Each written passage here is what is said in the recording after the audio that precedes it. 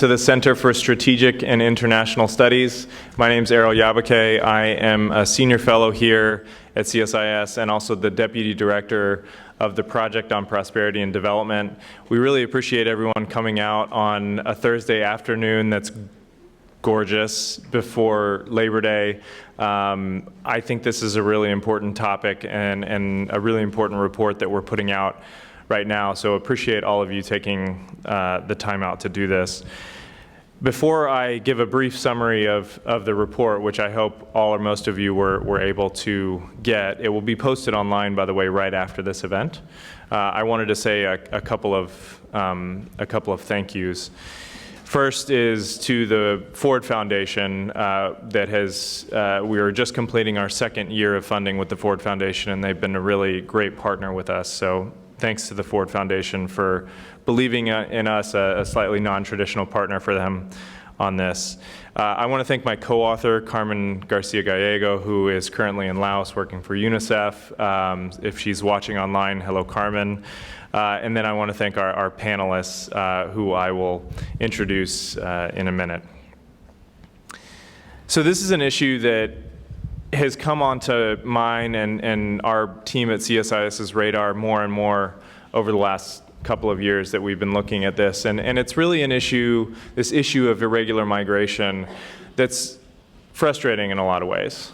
Because when you talk about people who are moving without some sort of regular status, so often you're talking, at least in the United States, about illegal immigrants. In the report, you know, we shouldn't say that illegal immigrants don't exist. They do, but they're a small subset of the overall stock of migrants globally that doesn't have status and isn't able to move through regular, orderly, and safe means. And I think there's a really important conversation to be had around what to do for those people, what to do with those people. I see this report as the beginning of a conversation. We need to be having more conversations like this in policy circles. We need to be having more panels like this and more discussions and more roundtables that are talking about this real phenomenon of people on the move and desperate people moving out of desperate circumstances most of the time. And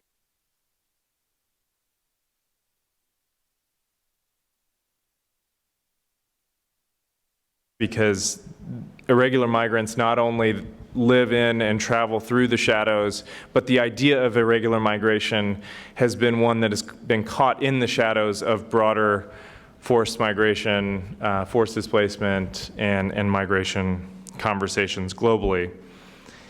You know, those conversations typically revolve around people with internationally recognized status. These are legal immigrants, refugees, asylum seekers, and I think those are really important architectures that we have for those people, and we need to maintain those, and we need to strengthen those. But irregular migration is a critical global and underappreciated phenomenon, hence the existence of this report, and hence why you're here today. We estimate that there are over 100 million irregular migrants, slightly more than our friends at IOM. We have taken our own slightly broader definition of irregular migration. The reality is we don't know. That could be an overblown estimate, that could be a conservative estimate. A lot more work needs to be done on this, and we hope that we can do it. Here's where I say something controversial. People in DC don't really, and the United States and Europe and elsewhere, don't really like to talk about migration right now. CSIS is a bipartisan institution. We are not in the gotcha game. We want to present good, credible, bipartisan solutions to the challenging global issues of our time. I think the US needs to take a leadership role. That's my controversial opinion. I think that even in today's political environment, ignoring the root causes of why people are moving irregularly and only focusing on people that are arriving at the border and the size of the wall and other things is a mistake. And I think that mistake has long-term ramifications. Carmen and I and our program here argues that U.S. leadership .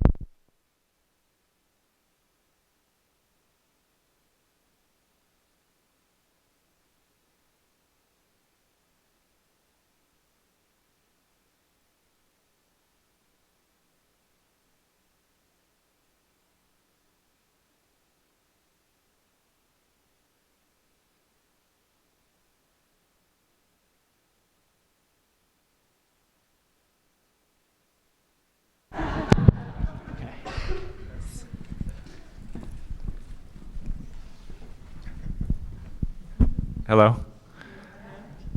That was for all you folks on C-SPAN too that broke from the Pete Buttigieg rally to join us here at CSIS. So I think that U.S. leadership is both critical and feasible. Realistically, not on everything, right? This is where my controversial opinion maybe gets tempered with a little bit of reality. But I actually think that ignoring this issue is not an option. And so thank you again to all of you for being here. And I'd like to invite Brian, Cindy, and Key to the stage for what I know will be a very interesting conversation. Are we good on these mics, guys? Okay.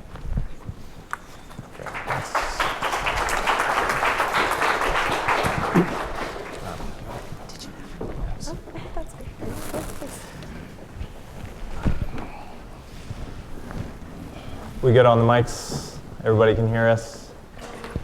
Great. We have foiled their plans. You probably came in small part to get a free copy of a report, and thanks for doing that, and hopefully you got one. But I hope you also came to hear from three people who I think are really important in this space. They are addressing this and other issues from a whole host of different perspectives. And so I think that it's not just about the report, and it's not just about listening to people like me here at CSIS.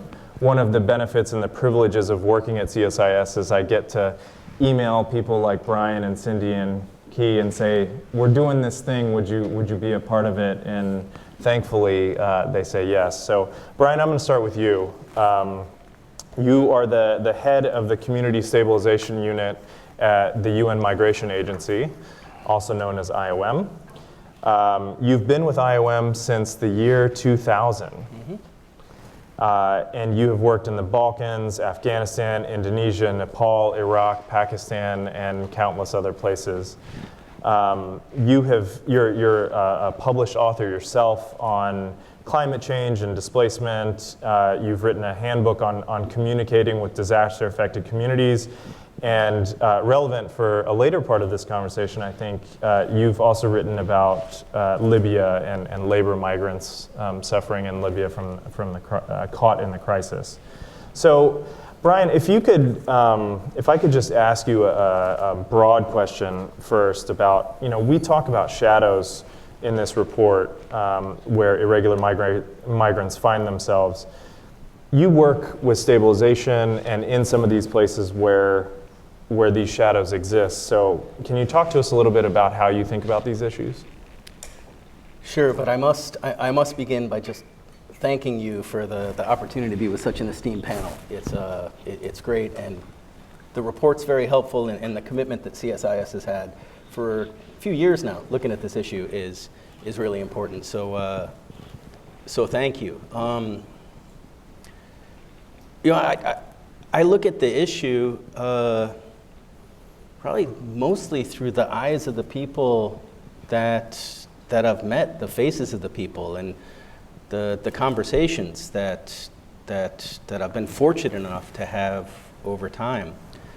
A couple anecdotes. I remember being in eastern Niger, in Agadez, which is a historical transit point for migration corridors heading north, and I had met this I think it was 17-year-old guy from Burkina Faso, and he had just come back to Agadez after a failed trip to Europe, and he told me about the consistent horrific events that had occurred until then. He was imprisoned in Libya, and he told me with a smile on his face and his innocent eyes about it. Actually, it brought me back to like a philosophy class on Kierkegaard, where he talked about the best day of his imprisonment in Libya is when he was sold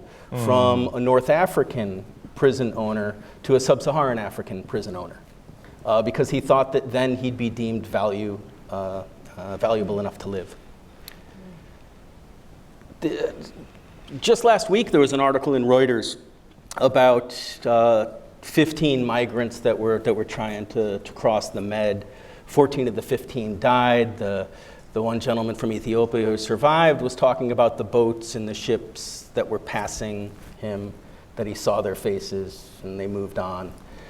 It's horrible. So what does it mean to me? I mean, when you get too attached to the horrific stories that we face, it actually can affect you personally. And so we have to take a step back a little bit and take a look at some statistics and numbers, and because you gotta wrap yourself in that. For the Missing Migrants Project, it's 1,750 that have died so far this year. That's down from 3 years ago, where it was over 5,000. And at least now there's a little bit more of an understanding of data. Because if you go back to Libya, I remember when Gaddafi was killed, and IOM, my organization, was being asked a very reasonable question. How many migrants are in Libya? Check out the press releases. You can actually go back and look at it. 75,000, 150, 250, 4, didn't know. Yeah. Just didn't know what the answer. Now approximately 670,000, 80% male, about 10% are minors. And it also made me rethink vulnerability, and when you apply that to migrants, because when you think traditional, I've done a lot of humanitarian response, you think traditionally with vulnerability, an unaccompanied female, it's fairly high up on the list in the midst of a crisis. But it was actually the 20-something groups of guys who were migrants who were the most vulnerable in Libya because they were perceived to be party to the conflict. They possibly could have been recruited, because with Gaddafi's greater Pan-Africa plan, there was a lot of migration from sub-Saharan Africa. So these sub-Saharan African men in their 20s, they were all being targeted. Whereas the unaccompanied females, who primarily were working at residences, were fairly safe. Well, what does that mean in real terms? It means what kind of commodities we needed to have on the other side of the border. When people were coming across, we were anticipating a lot of women that were coming across, and they didn't come. We're like, hey, but we thought this was happening. And these real life implications, and that was 2011. It's just 2011 was kind of a fairly big year when you look at dealing with migrants and the issues that they were facing. Because you also had, if you remember, in Thailand, there were the big floods that came into Bangkok and further up in the north, and there were all these Myanmar nationals that were there in irregular status. I think there's approximately about 1 million. And all of them didn't speak the language. They didn't have access to services. They were isolated, and they had to get assistance. I remember I was there at the time and talking with the head of the Thai Red Cross, who was in a really difficult political spot. And I really appreciated his commitment to helping migrants. But if you've only got so many resources, you're also not helping someone else. And you're not helping these Thai nationals who've also participated and maybe donated to the Thai Red Cross. And so it really tested the concept of impartiality and needs-based assistance. And luckily, just trying to put a little bit of a positive spin on that, you move forward, and then 2014 came the Migrants in Countries in Crisis, which did less developed countries and more developed. And then you also had 2015, the Federation of the Red Cross came forward with a campaign on migrants' rights. And collectively, and I think it's kind of the space we're heading now, we're starting to institutionalize some of the needs of migrants and how to best address them. I hope so. And one of the things that I think we should talk about here is the global compacts and how that's moving forward. Brian, if you'll allow me, we'll go to the other panelists, but I would love to touch on the compacts and what you're seeing coming forward and how that's going to be operationalized. But before we do that, Cindy, thanks for being here. I was looking back on your bio and reminded that you are actually Dr. Cindy Huang. So Dr. Huang, thank you for being here. You are, for the time being, a senior policy fellow at the Center for Global Development, but the incoming vice president of strategic outreach at Refugees International. And I really can't wait to hear you talk a little bit about what you're going to be doing at Refugees International, because I think it's very interesting and relevant.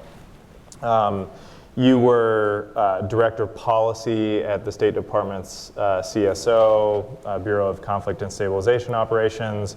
You were a senior advisor to the Counselor and Chief of Staff at the State Department, and you've done some other really incredible things throughout your career. So thank you again for being here. You've tackled these issues both in the migration, forced displacement, even some of this irregular migration stuff from research and policy angles, both from within and outside of government. So can you just talk a little bit about your reactions to maybe what Brian said or just this issue set in general? Great, well thank you. It's a real honor to be here, and it's been really fun to have this collaboration between CGD and CSIS. Different think tanks can play nicely together. Yes, absolutely. And it's been really great because, as you said, there's the need for more attention, and I agree with your controversial statement, a need for US leadership on these topics. So I'm actually, you've caught me in a little bit of a philosophical mood, not as philosophical as Kierkegaard, which I did not study. We can go there though, if you know. But I read your report, and congratulations on it, but it did make me think about some of the questions and ideas that you pose there around, kind of what is the state of the post-World War II order, the 1951 Convention on Refugees, the 1967 Protocol, and the caveat here is that most of my research and work has been focused on refugees, so I kind of come at it through that angle, but I completely agree that it's time to take a step back and that we shouldn't be, yes, there are real refugee protection concerns in the world, and that's why I'm so proud to have joined Refugees International, because I think we need those independent voices out there, but we also have to grapple with the fact that the world order is changing, and we can either approach it from a position of fear and say, no, we got to clamp down and just protect what's there, protect the institutions like UNHCR, which is providing invaluable services for some of the most vulnerable people in the world. So we can either kind of clamp down, or we could, take a fresh look and say this is going to be a really challenging time. But a lot of the phenomena, and I'll say a little bit more about the research that CGD has done in this area, really challenges us to take an approach that we know will be longer term to rebuild a system. And I'm very interested in your thoughts on the GCM and GCR, because I think they're not perfect, they won't be perfectly implemented, but they are the next step, I think, in trying to outline the future of the architecture that we need. And I was really moved by what you said about the experience in Libya around, who are the most vulnerable?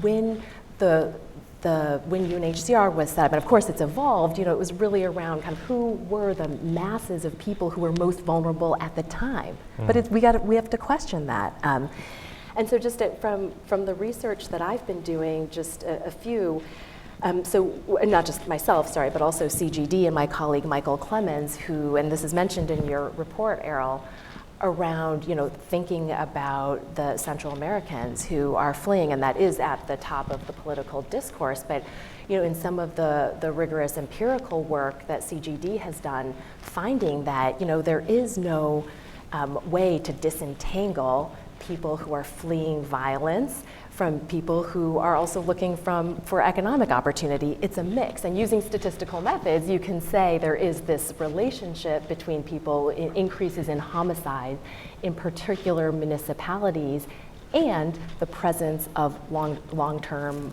unemployment and underemployment, and so it really challenges us to think about, how we can't separate. If someone answers on a survey, I came for economic opportunities, well, it could be that, and, the school that they had sent their child to is closed because of gang violence, and their neighbor has been targeted, and maybe that doesn't respond to a definition of refugee status that exists, but they're really fleeing difficult circumstances. And so I think there's really also an opportunity to bring together different methods to create a better understanding of vulnerability and displacement today. So one other thing I really appreciated about your report is that it does talk about a spectrum, as I've discussed, and it really has challenged me to think about looking at refugees where some governments like Turkey have provided kind of permission, kimliks, for people to be in Turkey, but only in specific places.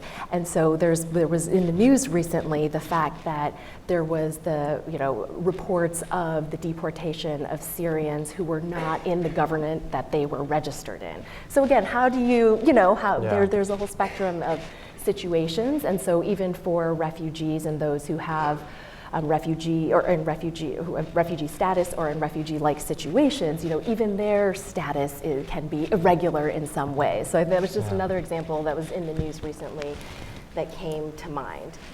And so just to give a teaser on the work that I'll be doing at Refugees International, it's really around how to better take that fresh look and better understand also about how the public, now that's too general of a term, but how does the public think about migration? And my focus will be forced displacement and refugees in particular. But in that example of someone whose neighbor has been killed, mother has been threatened, I do believe, and some polls show this, that the quote unquote average person, or many people, we can say, look at that and say, that person deserves protection. We should help that person. We need to help that person. And so what that looks like, and we have to do a lot of work to build consensus around these kind of the reality of vulnerability. We haven't even yet touched on climate vulnerability, which is mentioned in your report. But so we have to build a consensus and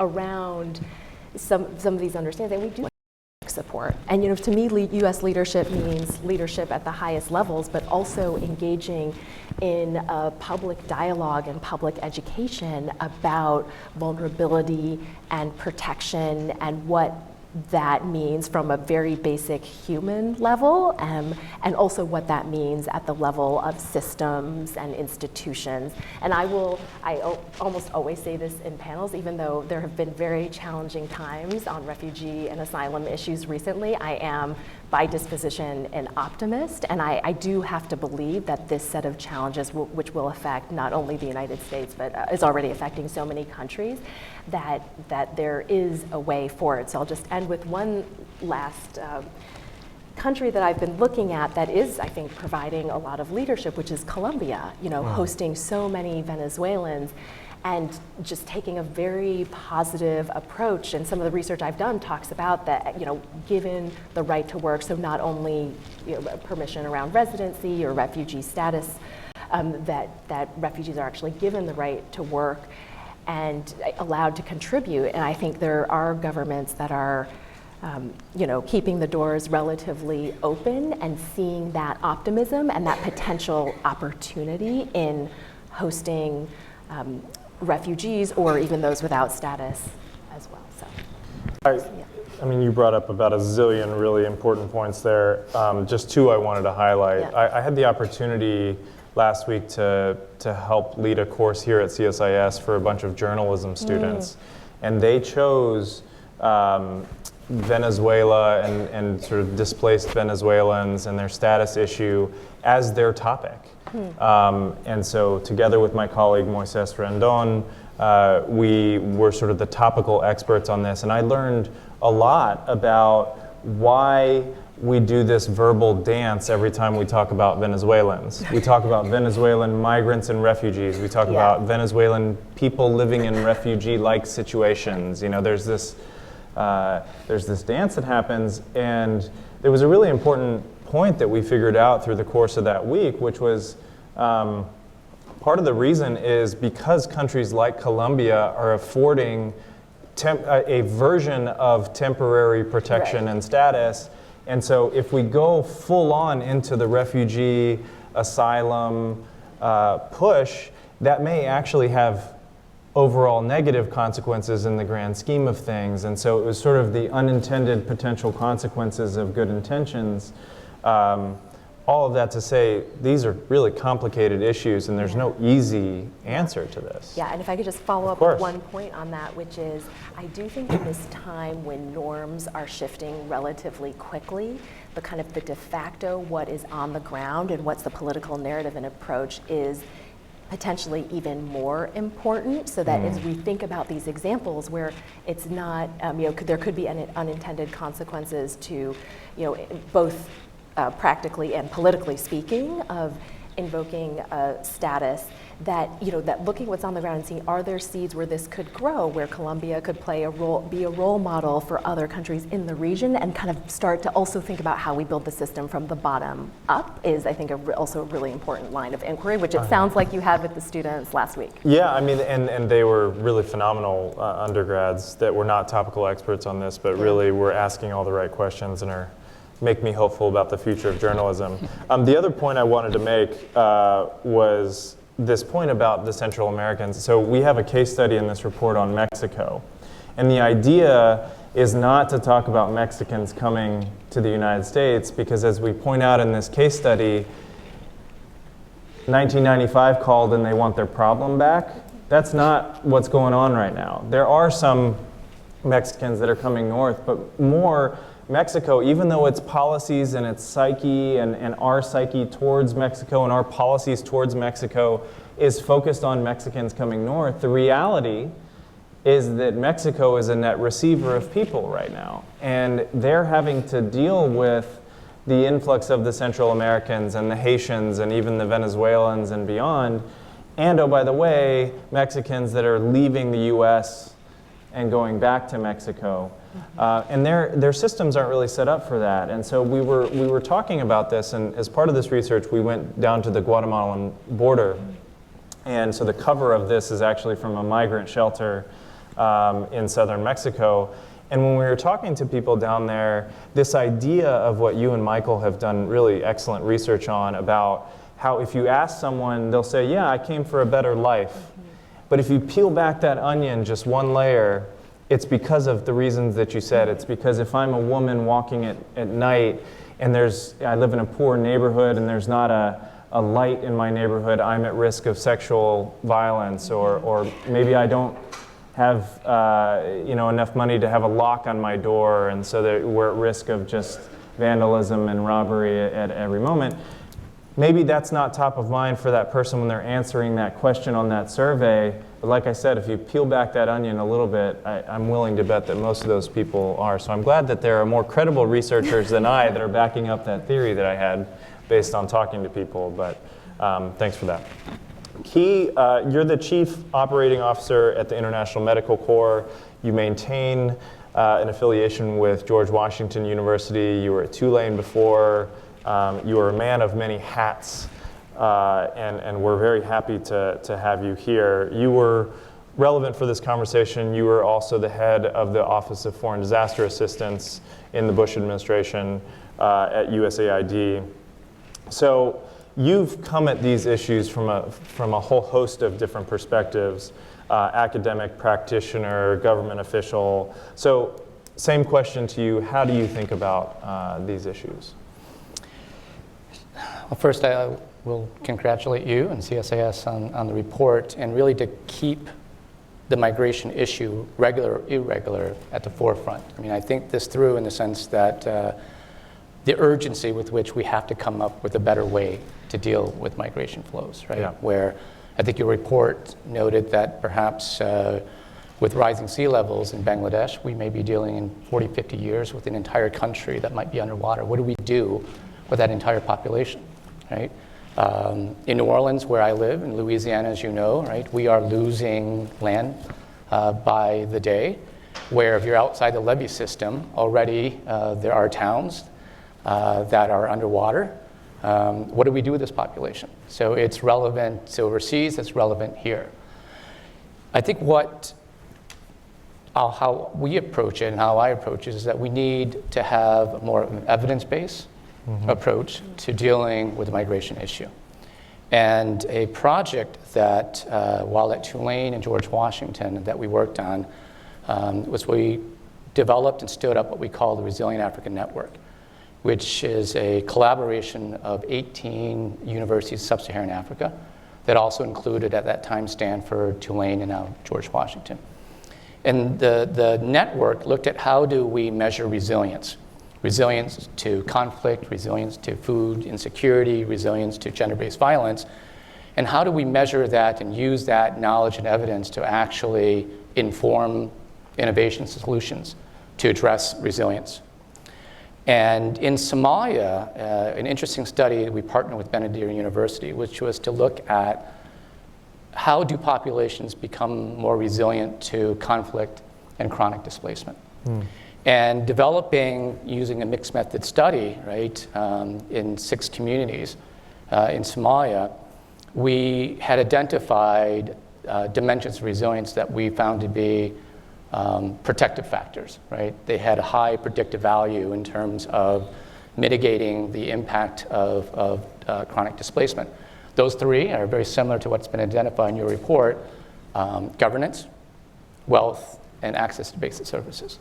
So in host communities that had policies that promoted protection, afforded basic human rights, that afforded the displaced population opportunities for livelihood, that had afforded them access to basic services, we found higher scores of resilience. And I will take that further in terms of applying it in my current role with the International Medical Corps. And if you can put on that picture in this slide here, which is that in June, I had the opportunity to travel out to Libya and to Tripoli to look at our programs firsthand. And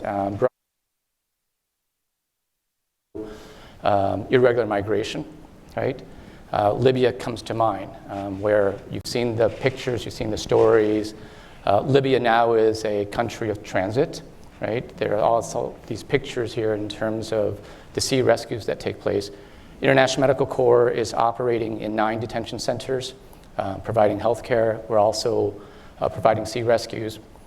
And this is what irregular migrants or migrants are faced with. So this is a detention center that's along the airport road. And you'll see in the middle picture, the size of that room is probably, I would say, the size of this room. And at that time, during my visit, there were over 1,000 young men that were housed in this facility.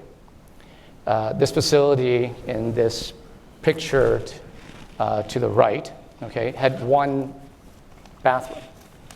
As we spoke to the young men within this detention center, their daily ritual is to be able to wait in line to use the facilities. That is their reality day in and day out.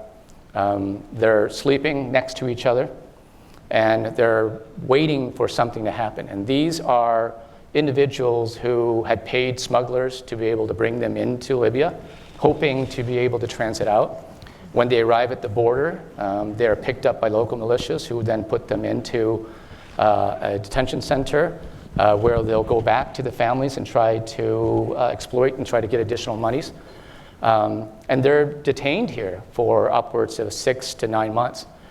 In this population, there are irregular migrants, but there are also what we would consider to be refugees, right? Who are waiting for interviews with UNHCR.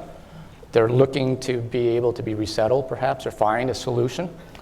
We also see groups of young children, youth, that are housed in these detention facilities among the men.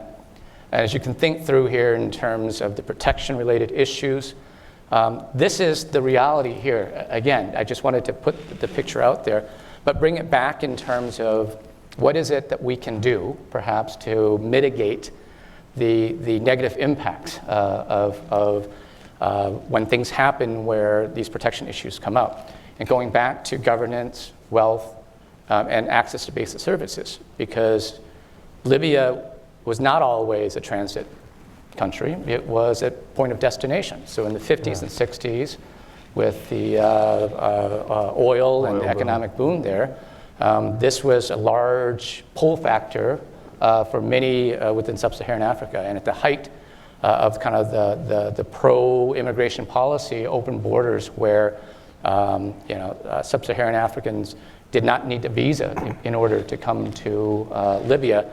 I believe there was something like 2.5 million migrants in Libya compared to a total population of 6 million. So migrants played a huge role with regard to the economic backbone and society within Libya. So when you see a breakdown in terms of the governance structure, when it's not affording basic human rights, when you're not allowed access to basic services, and you don't have a means in terms of generating livelihoods, you move quickly from being able to have positive pull factors that actually benefit both the host community and countries and the migrants themselves to a situation where we see today in Libya that for many of these individuals, there's not a lot of hope. Yeah. It strikes me that as you were talking, I was thinking if we had just replaced the word Libya with Venezuela in what you were talking about. I mean, Venezuela used to be a destination for workers, again, because of an oil boom, and they were very welcoming to Colombians who were escaping the narco wars in the 90s, and now look where they are. And I'm glad you brought up governance in that same conversation. I'm rereading Why Nations Fail right now, and so I'm really hot on institutions and governance. So thanks for that. You also mentioned Bangladesh, and Cindy, I know that you've been in Bangladesh recently thinking about sort of compacts in a slightly different way. So I do want to come back to you on the Bangladesh compacts point, but maybe before we do that, Brian, tell us a little bit about where we are with the Global Compact on migration. I'm mainly going to ask you about the GCM, the degree to which you'd like to comment on the GCR, that's fine. But really, where are we going, and does it matter? I think it does. I totally agree with you, but thought I'd lob a softball at you. But there's nothing quite like a multilateral, non-binding, consultative process to really excite the crowd. So thank you, thank you for that, Errol. It'll be so this December, the GCM will have its first birthday, and one thing that came out of the GCM, which was not born in a vacuum, but it was born out of regional processes that had occurred and some earlier affirmations, is that a network and a migration network was created. And whenever you have a network, of course, you have an executive committee. Yeah. And then you have a secretariat. That's a role that IOM has, and there's secondments from UNHCR and UN Women. I think UNICEF is bringing someone on to help with the secretariat. But just so you know, the executive committee and the membership of the network, it's all available online for those who are interested. And very recently, the network just came out with a work plan, and the work plan, looking at some of its core activities, there's a startup fund for safe, orderly, and regular migration. There's a goal to capitalize that up to 25 million. I think 1 million is in white right now. On that, and of course, with any fund, then there's a steering committee, and the exciting world of multilateral UN affairs. This is why people hate multilateral.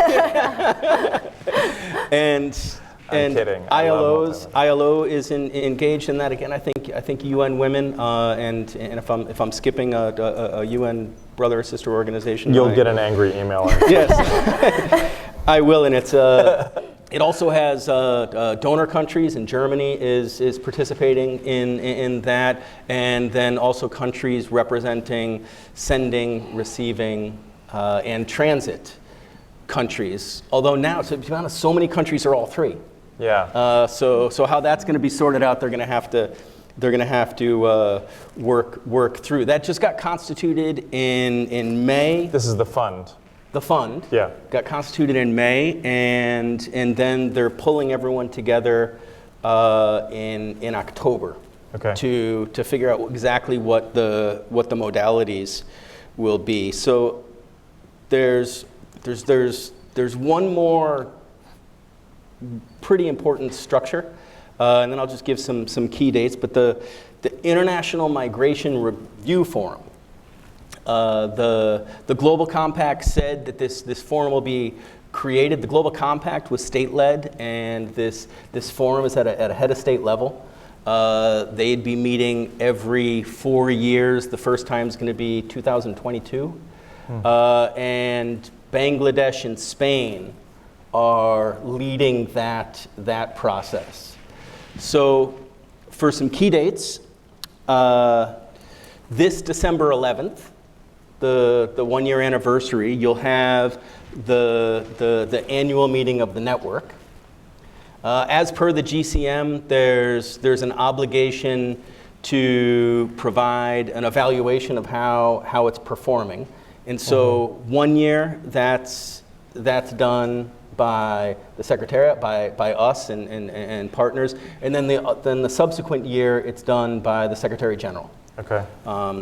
So we're really pleased that it has that level of visibility. The baked UN in. Secretary General. The UN Secretary General, and that's baked into. I think that's significant, that he is himself playing a role in the operationalization of the GCM. Yeah, and so we'll be looking at that. He'll be engaged every other year in the review, and there is an annual review process, which is already baked into that. And then really the goal is how do you operationalize it and make it relevant on the country and regional level. One way you do that is with a fund. and so as of today, there's approximately 50 UN country teams that have been looking at the GCM and figuring out what of the various 23 parts of the GCM would be relevant for their country team, and trying to align themselves with it. I don't know what percentage of the audience I just put to sleep. No, but let me tell you why I think this is really important. Because I think the GCM, I don't think you put this audience to sleep, by the way. This audience likes to get a little bit into down and dirty in the wonka sphere, so I think we're good. The reason I get excited about the GCM, despite the fact that the U.S. decided to pull out of the negotiations or the process in December 2017, I hope one day the U.S. comes back. But even without that, the reason I'm excited about the GCM is because it was a member state-driven process. And you just said that the member states are continuing to be involved. You guys are serving as the secretariat. You're not serving as, we're going to come up with all the solutions and then just get people to sign it off. Right? Member states are actually having to do the really hard work of negotiating with one another on language, on things that are not really easy to talk about. So it's going to be harder. The process is going to be harder, but I'd argue that the process being harder will lead to the outcome being more durable and more long-lasting. That's at least my version of optimism, Cindy. I also happen to be a glass half full type. So I think what you just described as the next steps is really continuing on this sort of member state driven, there needs to be a secretariat, you guys need to be playing a role here. But the fact that the Secretary General himself and that the member states are still involved, I think, is a really significant thing. Yeah, I would agree. And I think one of the challenges that everyone's looking at is how to benefit from the years of work various regional consultative processes have been doing. There's the Bali process focused on trafficking. There's the Abu Dhabi dialogue where they're trying to find minimum standards between labor sending and labor receiving countries. The list could go on, but how to connect those bodies and make sure that we're tapping into all of that knowledge. But what's positive about it is that behind each of those entities, whether or not it's the GCM or it's the different regional bodies, you have member states. Yep. You know, and you have countries that have positions. We can like them, we can not like them. I mean, that's just a personal issue, but they have their positions and they engage based on their interest. And those that really have seen value in it just keep on moving along. Yeah. Yeah, please add to that. Well, maybe to jump in on the value of the GCM and connecting it to the theme of your report on irregular migration, I think there is a lot of interest and there's evidence to show that increasing the legal, safe, orderly, and regular pathways can help diminish the need for people to use irregular pathways. And some of the, just to mention, I know that yes, the evidence base still needs to be further developed, so it will depend on context in some cases, but just again to highlight the work of my colleague Michael Clemens, who you mentioned the Mexico case, and he did a historical study that showed how the providing temporary permits for workers to come from Mexico to the United States, ending that program really led to an increase in irregular migration, because we talk about the push and pull factors. Yep. Many of those exist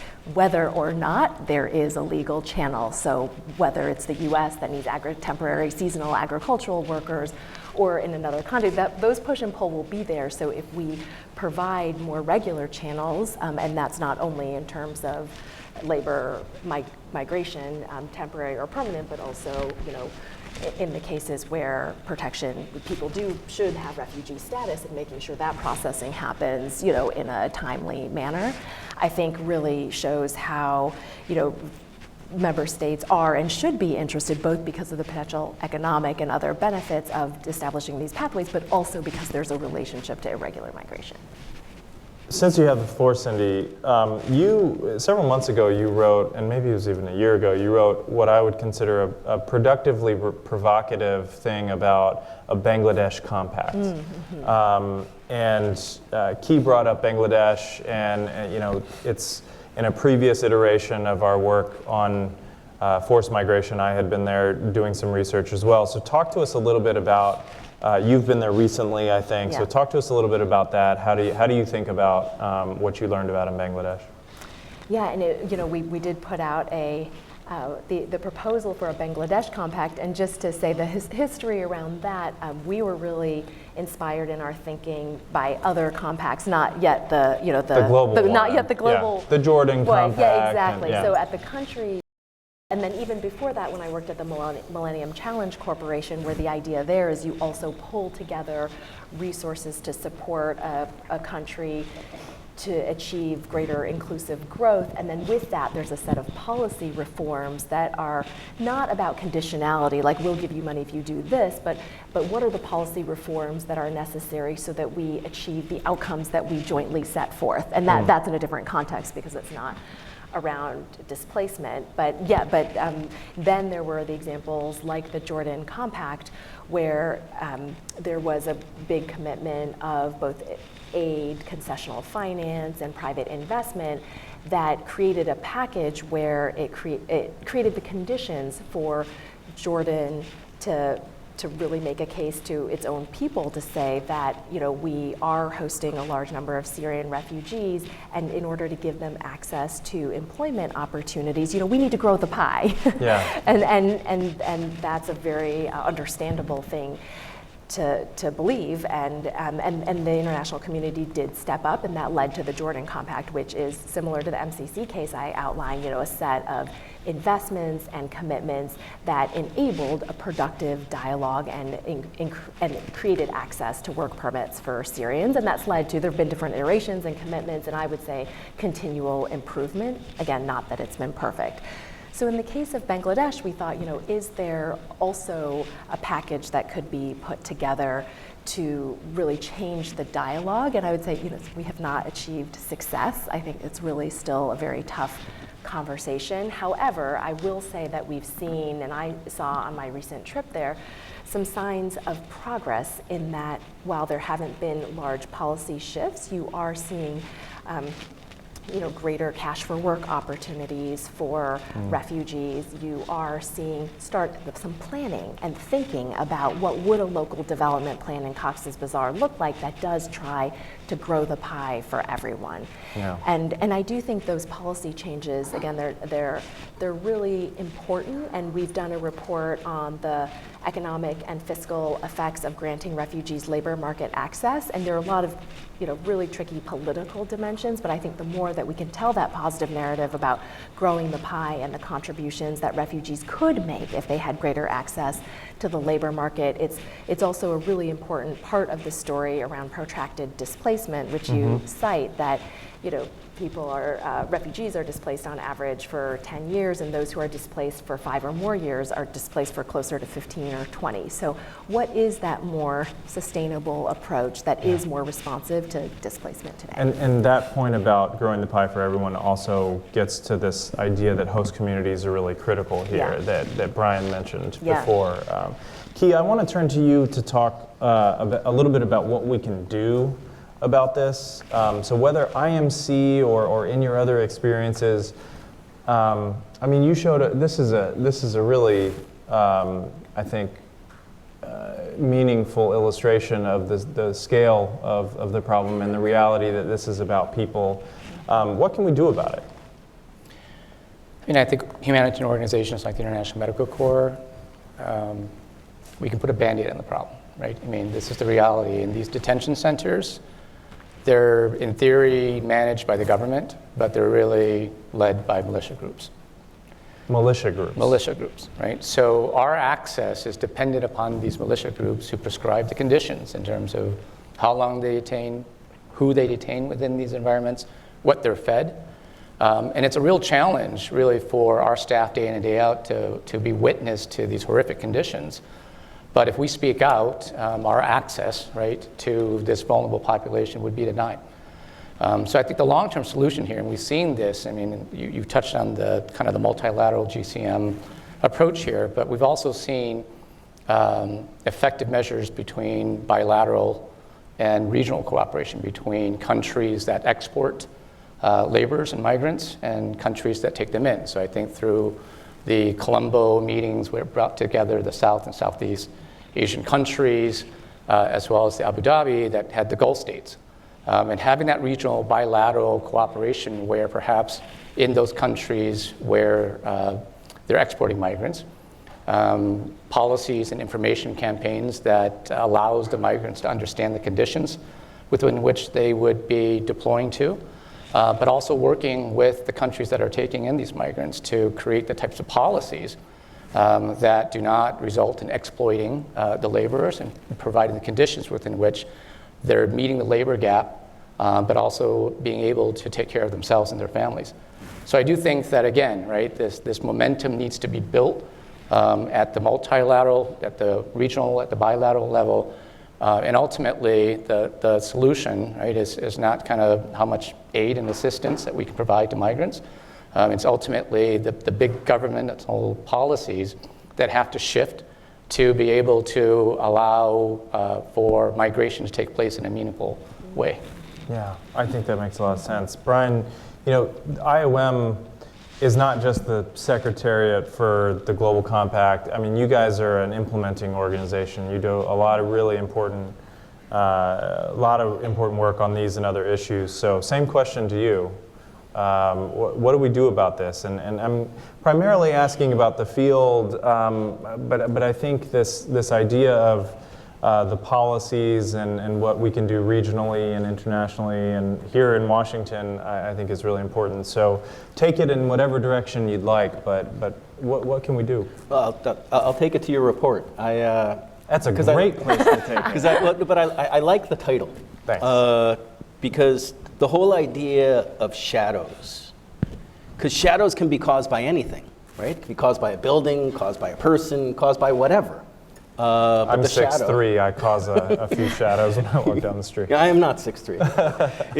But the point is that there's multiple things that can create the same situation, the same horrific situation. And you both had just been talking quite a bit about policies. And when we look at labor sending and labor receiving countries, the unintended consequence of having your visa tied to your employer. If your visa is tied to your employer and things aren't going well, you don't have the mobility. You don't have an opportunity. You can't really use redress on a practical fashion. It may exist. A single entry visa versus a double entry visa. People go for work. You have a family situation at home. You have to come back. There's a funeral. There's something. Then you go back to work. You were a regular migrant. Now you're an irregular migrant. And it was just a policy created that. Yeah, I think that's really important. Your report talks about conscription in Eritrea and how that has such a significant impact on the creation of irregular migration because people don't want to serve. We do so often think about the natural disasters and the conflicts as drivers of displacement, and they're hugely significant. Some of the policy issues really have a very, very similar impact, and so to help unpack the issues, which is why I'm really happy that we're having this discourse today, to be able to articulate the whole complexity of the situation. So you were talking about drivers earlier, and one of the issues when we're looking at drivers is that can you really just find one? In Syria, absolutely. Right, that's pretty clear what a driver is. In large swaths of the world, what was the tipping point when you and your family said we're done? Yeah. What exactly is that? Your report. I love some of the statistics you pulled together. I think it was El Salvador when there's a 1% increase in the homicide rates. It's 188% increase in outward migration. With the WFP report you referred to, with El Nino communities 1.5 times more likely to then become irregular migrants. But it's so hard. I'm glad to at least identify. one person has read the report, so I'm going to chalk that up as a victory. But it's just. But what about causality? Yeah. Yeah, and allow me to have a far more distinguished person follow up on that issue, because that's what we grapple with, this issue of causality. Right, yeah. No, and I was just going to say that those correlations are really interesting, but it just really goes back to Keith's point of we need more research, and there are these moments, in the Central America study that I mentioned, Michael Clements led, where just the circumstances enabled us to use a causal identification strategy. So I think but we really have to double down. I think not that everything, it's self-serving for someone at a think tank to say we need to do more research, so take it with a grain of salt. But I completely agree, and I think and I do think that's critical because it's on the basis of that, both correlation and then case studies, and I'm a qualitative researcher, and all of that, and pulling it together to say, like, here's the picture, and how can systems and new policies respond? And so I'll just end with the kind of back to the point on how do you communicate with people. There was a great study that came out of UCSD that was around, kind of putting people in someone else's shoes, like the kind of what would you do, and maybe it seems simple, it really does get them to think differently. And I think that a lot of these situations, you could talk about the statistics, but in terms of communicating and connecting with people and what's the basis in our common understanding to help build this new system, I do think there's so much to the stories that all of you have told, and this thought exercise of saying, what would be that point for me or anyone to say I'm out of here. And I want to say that my threshold just maybe from mostly a life of comfort is like, it seems just much lower than what people are facing, when they make the decision to leave. To the point where it's not really a decision at all. Right. Right, which Yeah. is kind of the point that I make. Look, I could ask you guys a zillion questions. We have a good audience here today, and I want to open it up to some questions, and so I'm going to do that. I have two colleagues with microphones. All I would ask is that you stand up and tell us your name and what organization you're with, if you are with one, and then try to end your intervention with a question mark if possible. So this one right here, we have a gentleman right here, and then we'll take this woman in the middle here. My name is Liliana Rodriguez. I'm from Buenos Aires, Argentina, national defense expert and former student, National Defense University here. I really was very impressed about those pictures. If I correctly understood you, you said one bathroom for that amount of people. So my question is, what about the health issues there? Is there any kind of system that allows them to have a kind of volunteer medical team to treat them as persons? Yeah, it's a good question. And if the panelists will indulge me, maybe I could take 2 or 3, and then we can allow folks. So, gentleman with the glasses over here. Thank you guys for talking with us today. My name is Jake Gandolfi, and I'm a grad student at American University in the MPA program with a concentration in international management. I have a ton of questions to ask you guys, but I'll stick to one that's been kind of on my mind lately. I read recently that climate change was one of the big drivers causing the mass migration from the Northern Triangle in Central America.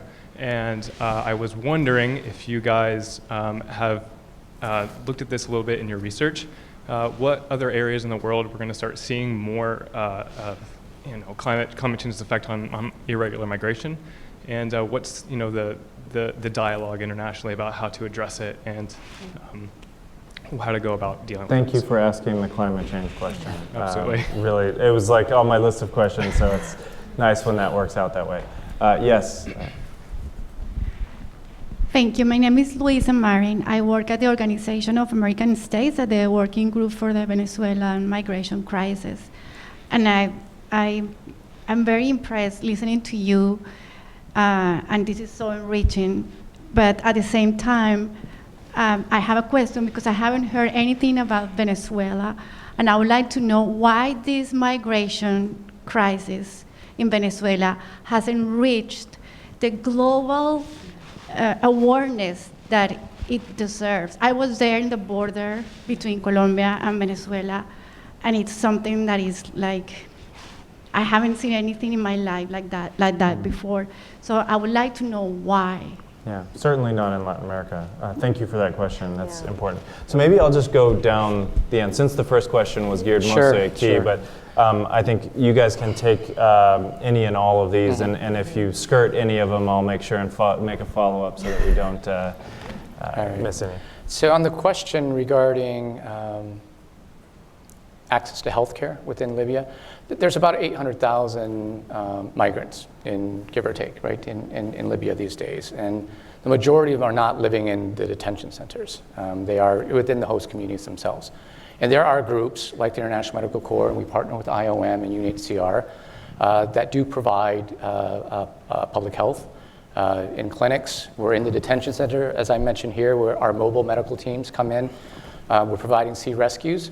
But again, I have to say that a lot of focus and attention has been on the detention centers themselves. We need to focus a little bit more, again, on the broader population of migrants within Libya itself. But again, it's a balance between shedding more of a light and focus on these migrants, because one of the issues that we're constantly grappling with is that we operate a clinic in order to provide support to the migrants and IDPs.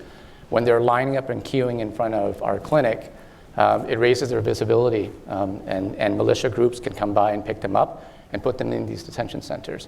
So in terms of getting access and the ability to actually provide for care, it's an ongoing challenge in terms of dealing with the armed militia groups who really are in control in many of these areas. Just one quick comment on Venezuela. My wife is Venezuelan, and she asks the same question every day.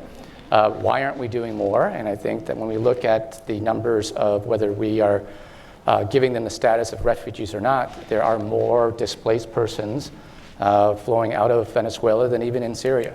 So this is a great problem, and it's a perplexing issue in terms of why it has not resulted in more action. Mm-hmm. Cindy? Yeah, I also asked that question, and someone I've collaborated with, Danny Bahar at Brookings, just put out an interesting piece showing that also the disparity in international funding that's been made available to displaced Venezuelans. And I know there are a number of reasons, and I haven't done an in-depth enough reflection and research to say what the hierarchy is, but I would, going back to Errol's opening remarks, and not that the US hasn't played leadership, but I think that we don't have that kind of coordinated, focused, global group that's really shining a light and stepping up. There is a lot of fantastic commitment by bilateral donors, by private sector. I've also collaborated before with the Tent Partnership for Refugees, which is led by the CEO of Chobani Yogurt, Hamdi Ulukaya, and he was recently there, and he came up in my Twitter feed as someone who recently visited to say, the private sector also has to help by employing Venezuelans, et cetera. So, you see these bright spots, but I don't know the answer, but I think it's something that we have to keep asking and really and pushing to make sure that greater attention is paid. And I do hope that it's not just, unfortunately, I think in a lot of crises, we see that greater attention is paid when something, happens. Maybe there's a big, I don't hope for this to happen, but epidemic, or, because the services aren't there. So I really hope that the attention and leadership of the countries continues, and that it could really be, a positive story. And I'll just quickly say on climate, that's not an area of my expertise, but I know in areas of West Africa, there are increasing trends. Of course, there are reports, I don't know that they've all been verified, that also in the case of Syria, that climate change played a role. So I hope that's an area where we continue to acknowledge the reality of human-caused climate change, and that there is a response, and again, greater research that bridges. I think that goes back to the conversation we had about the different causes, so there are kind of more proximate causes potentially, but that there are these longer-term trends that we have to pay attention to as well. I guess to start with the prisons, the detention centers, it's, I wish it was a matter of how do we get to sphere, but I interviewed a lot of people who came out of those detention centers, and the vast majority of them are outside of government control, and they just don't have any access to, and I've had them describe, you either have a work prison or a killing prison, and the work prison is where you're in a good enough condition that the owner of that prison can sell you on the daily labor market, and then there's when you're not, and it's just the situation's so horrific. There's been some steps. I'm an optimist as well, and there's a lot of joint positions on how to improve the situation and how to have access, but it's just the situation. It's just such. It's so much more horrible than a lack of access to basic services. That as critically important as they are, unfortunately it's just so much worse. For the question on climate change, one of the most confrontational meetings I was ever a participant in was in Fiji at the UN Climate Change Compact. It was a regional consultations where I've been brought as a subject matter expert on displacement, and the idea that Pacific Island states would look at migration as an adaptation strategy, as opposed to how about compensation? Talking about the displacement as part of the solution. No, higher seawalls. And the West will pay. The West had different opinions. And so it was a very heated conversation. But more recently, and I believe it's Kiribati, and I think you referenced it in your report, actually they bought some land in Fiji. Yeah. In order to, so migration is one of the adaptation strategies. And so that's starting to enter the discourse a bit more than it used to.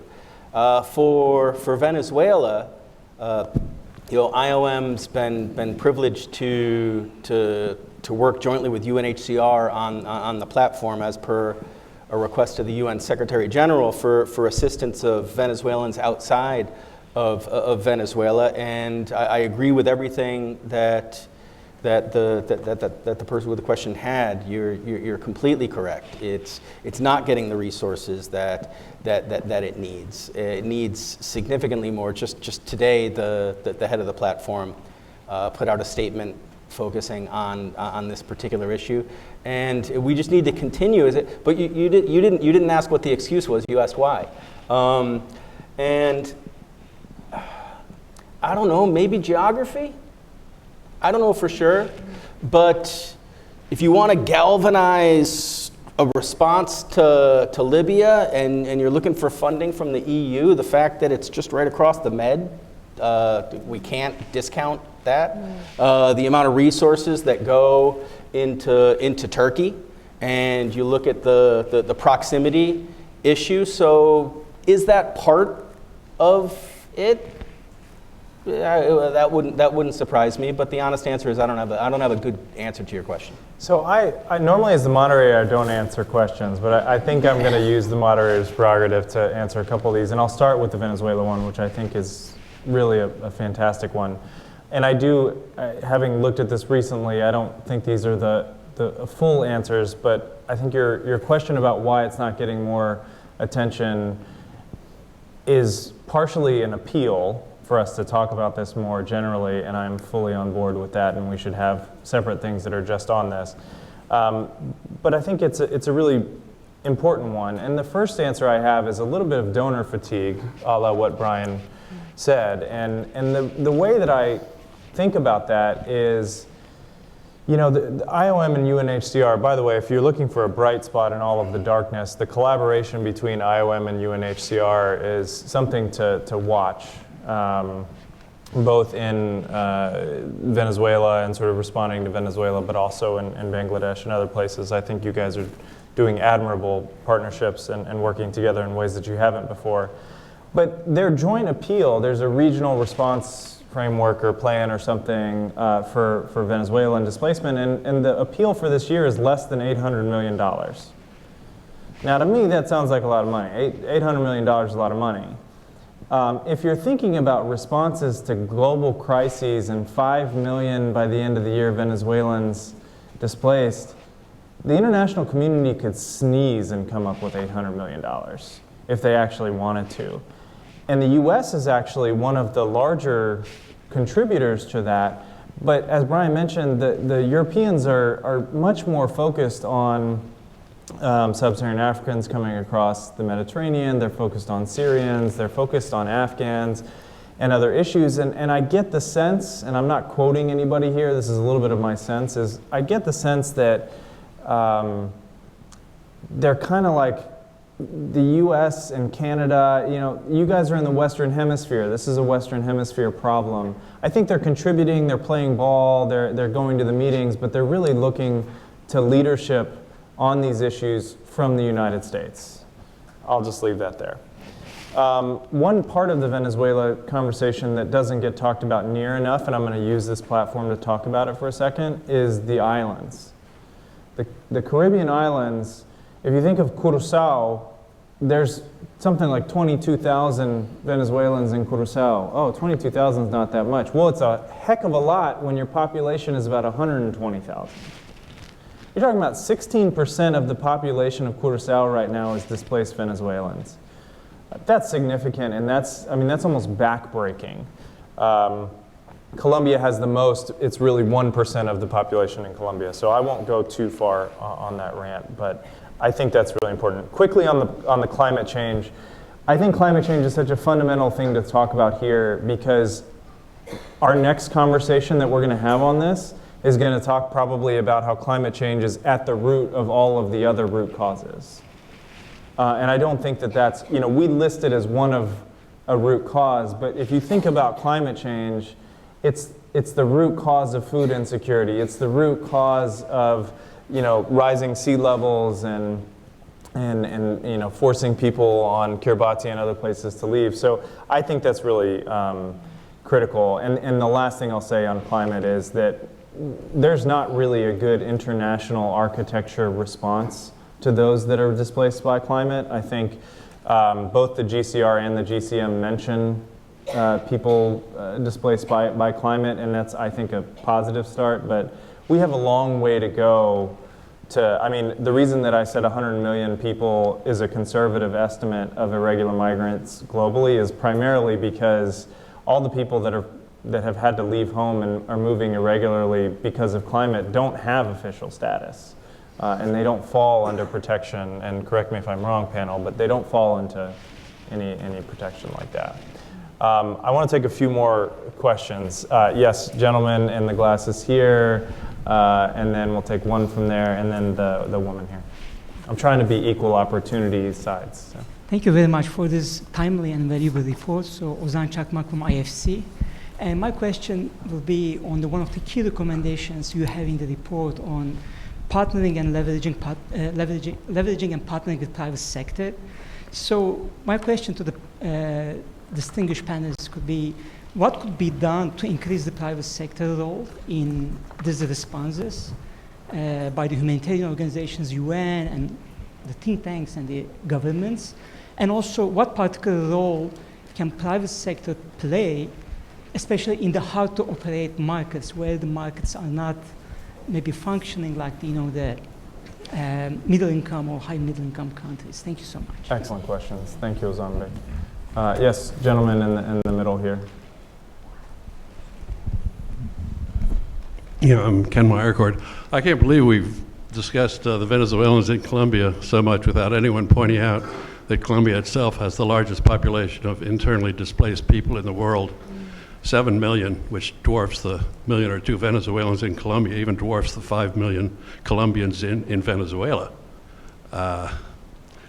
In any case, our IDPs, and talk about lack of attention, I doubt if 1 person in 10 was aware that Colombia has the largest population of internally displaced people in this audience. I'm not sure the panel knew. Are IDPs irregular migrants or something else? And how does the number of IDPs in the world compare to irregular migrants? Excellent question. Thank you very much. Hi, thank you so much for the fantastic exposition of everyone. I would like to mention some comments and then at the end a question. My comment relates with the fact. I feel like right now in the war, we assist more and more to huge amount of migrants around the world that are escaping home because there are or criminalized states that are in power or criminalized groups that are taking power of their life. So they really have to leave, or they are in war, conflict and war, right? So these are irregularities. So those are criminal situation, criminals' power. And I feel like the formal power, institutions, et cetera, mechanisms related with the problem are moving really slow. And at the end, we are creating a massive amount of population in irregular situation that are extremely vulnerable, either as a victims for the criminal, again, groups or the criminal powers, or they are passing to be the workers of the criminal economy. So my comment is this fact, in one way or another, touch or discuss or is too far away from the discussions? I know it's very naive, the question, but I just want to touch the point because I think it's super important. I mean, it's more and more vulnerability of the migrants, and we are talking about millions and millions out there. So I feel like a machine is eating themselves. right? I think it's a really good question, actually. And on page 6 of the report, actually, I talk about something about how people movement, so smugglers, traficantes, coyotes, etc., it's no longer a niche business. There's a UN report that talks about how, and I use the term business deliberately here. There's a report out that says between 5.5 and $7 billion last year was made, or in a recent year, was made by people smuggling. The US spends $7 billion a year, i.e. the same amount, on global humanitarian assistance. I mean, this is no longer, part of the shadows construct is to actually draw attention to the sort of people moving through those irregular pathways is actually, a lot of times they're using these criminal networks that have existed for other things. So thank you very much for bringing that up, and I apologize to the panelists for getting excited about page 6 there for a second. But yeah, maybe I'll go the other way, so Brian and Cindy and Keith. Yeah. Okay, and I'll start with the last comment. Just really echoing what you said, Errol. I mean, the smuggling and trafficking networks are so highly sophisticated. They've got supply chains like a Fortune 500 company. And an issue that ties into the shadows is that displacement, more and more so in outward migration. I think when we close our eyes and we think about it, many people think about it in an antiquated fashion. And that's the one-way movement from the global south into the global north. Yeah. And that's just simply not the case anymore. It was, as of about, I think it was 3 years ago, I'm thinking of the World Migration Report, and that's when the south-south mobility and south-south migration exceeded the idea from south-north. But then the data gets a bit spottier, and there's not so much light on the problem, hence the shadows. And since that's a growing trend, having these regional migration patterns, much more so than crossing continents, it's an issue that exists, and certainly an issue that's going to continue. For the private sector, there's, putting the optimist hat on, I think we have an opportunity right now. Because it was about a week or so ago, it came out from the Business Roundtables, 150 some odd CEOs that turned Milton Friedman upside down. Yep. And said that shareholder profit is not the sole rationale of a corporation anymore. Thank you very much. We appreciate those signatories. So what does it mean? Yeah. And how do we unpack it, and how is that going to impact migrants? Think of the positive impact it could have on managing the supply chains, on the ethical recruitment issues that are occurring. And I think that's just a great space where the U.S. can really have a leading role. The U.S. Chamber of Commerce is pretty forward-leaning in this area. The U.S. is pretty forward-leaning as far as private sector engagement. And then as far as what the private sector can do itself, I always look at it two separate ways. So it's kind of three. It's pro bono, low bono, or no bono. And if it's philanthropy, that's great. We're all equal opportunity recipients of largesse, preferably cash. Aside from that, it's really when the market makes sense, and you're looking at an intervention, doing what that business does, and really creating markets, creating job opportunities in unstable environments. And there's risk associated with that, and there's ways to hedge that risk, and it'd be a conversation love to continue. With the IDPs in Colombia, yeah, it is the largest in the world. And as far as the overall number of migrants that we're facing, I think IOM puts the figure at roughly about 58 million. I'd kind of tie the comment on Venezuela to the initial comment.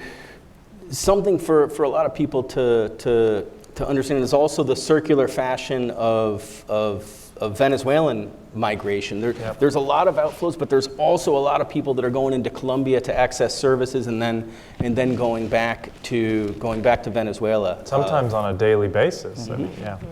And really, our biggest request, which came out again, it came out in a statement that was just earlier today, is can the neighboring countries maintain what to date has been some relatively lax immigration standards, allowing people to cross out of Venezuela and coming and accessing services.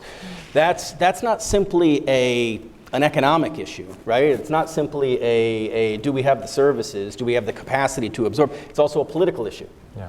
And to go full circle, I'd say back when the head of the Thai Red Cross had to make a decision to get assistance to Myanmar migrants, which means that he wasn't getting assistance to certain Thais who were in need.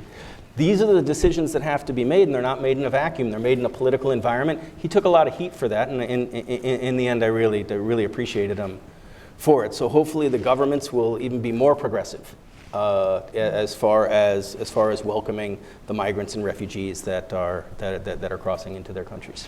Excellent. Cindy?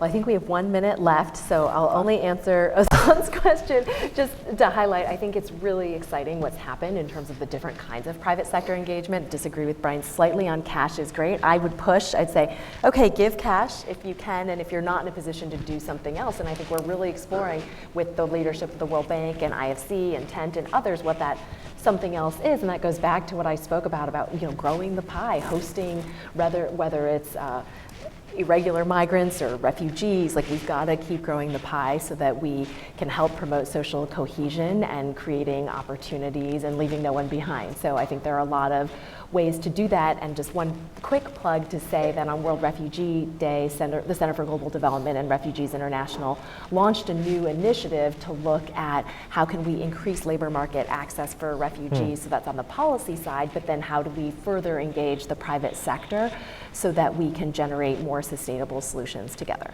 Absolutely. Key? All right. I'll say this, right? All states have the prerogative, the sovereign prerogative to be able to prescribe the conditions for entry for non-nationals within their countries, right? But they should do so with evidence and data.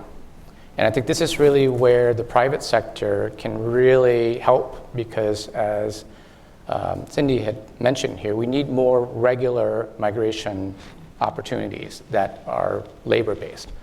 So the private sector can match skills between what's the labor gap within countries with countries that it can export and train individuals. So this is really where it can benefit a whole industry in terms of the private sector to be able to be these brokers. You can train the laborers, you can place the laborers, right? And ultimately it benefits those countries that really need additional skills sets, and those who have a surplus of individuals there that don't necessarily have those opportunities at home. So that's where I do think, again, it comes back to, you have a right to be able to set those conditions, but let's make sure that it's done with evidence and data and not on the rhetoric that is not based on the practical realities. So my last question to the panelists, as Cindy mentioned, we're out of time, but if you were to leave the audience with a tweet-length takeaway based on this conversation or anything else that you want to bring in that's related to this, what would that be? And while you're thinking about it, I put up what mine is, which is part of the report. And while they're thinking about it too, just thank all of you for taking the time to do this, and thanks everyone for taking the time to be here and ask such really thoughtful questions. I'm always struck by the quality of questions that are asked at CSIS events, so thank you for maintaining that high bar. So maybe Key, let's start. Actually, we haven't started with Cindy yet. Cindy, oh no, I let's want to start listen. Okay, fine. Key, All right. let's start with you and go down. What Okay. are your tweet length takeaways for the audience? Well, to be transparent, Errol gave us a heads up that he would actually ask us this. So I kind of gave thought to it. And I think there's a lot of rhetoric out there that somehow or another migrants, whether they are refugees, regular, irregular, are a drain within the host community in terms of the basic services. And I ran across this study done, I think, by ILO that noted that 85% of the monies that migrants make stay within those host communities. It stays there in terms of the taxes that they pay, the rents that they pay, right, the food consumption. So therefore, it is an economic boom in terms of what it means for these host communities. So that would be my tweet.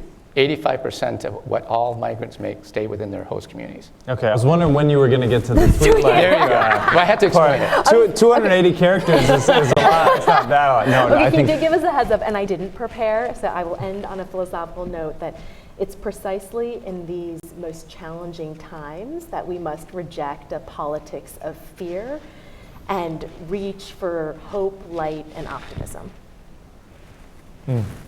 Brian? Yeah, for me, I mean, I didn't do anything. I'm a U.S. citizen. I didn't do anything to earn my passport at birth and to be able to fly to 100 plus whatever countries without a visa. So my tweet is, there but the grace of God go I.